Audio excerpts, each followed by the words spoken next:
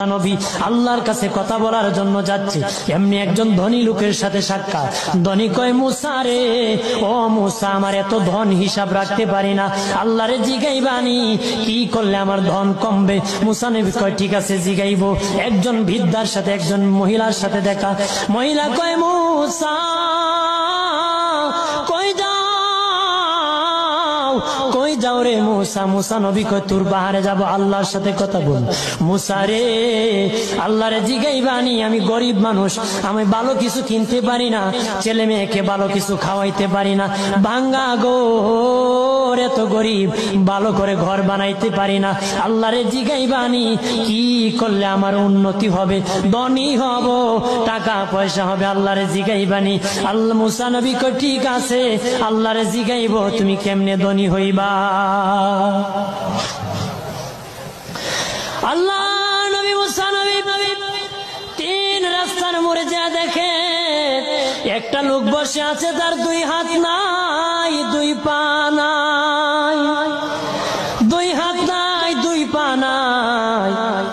ওই লোক ডাক দিয়া কয়, মুসা রে, জীবনে কোনোদিন নিজে হাঁটতে পারি নাই, নিজ হাতে খেতে পারি নাই, কেউ খাওয়াইলে খাই, নতুবা উপবাস থাকি, বৃষ্টি আসলে ভিজি, সেখানে আমি আবার শুকাই।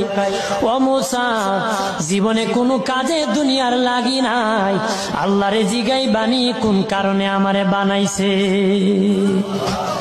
আল্লাহ কয়, জিগাই মনে। মুসা নবী কয়, আল্লাহরে তোর বাহারে মুসা নবী, মুসা ছিল কালিমুল্লাহ, কথা বলার প্রেম ছিল, কথা বলতো, কথা বলার প্রেম ছিল, কথা বলতে বলতে শেষ দিকে আল্লাহ গো, আসার সময় তিনটা লোক আমার কাছে প্রশ্ন করেছে। একজন লোক হলো ধনী, কিভাবে তার ধন কমবে গো? আল্লাহ বলেন, মুসা রে, তারে জানায়া দাও, যাকাত দেওয়া যেন বন্ধ করে দে, শুকরিয়া আদায় করা যেন বন্ধ করে দে, তাহলে আমি প্রভু আল্লাহ সুবহানাহু ওয়া তাআলা তার ধন কমায়া দিব। যদি শুকরিয়া আদায় বন্ধ করে, তাহলে ধন আমি কমাই। এরপরে মুসা নবী বলে, ও মালিক, আল্লাহ একজন মহিলা বলেছে তার গরিব মানুষ, গরিবী হালত যায় না, যত ইনকাম করে তার একটা ভাঙ্গা ঘর, ভালো ঘর বানাইতে পারে না গো।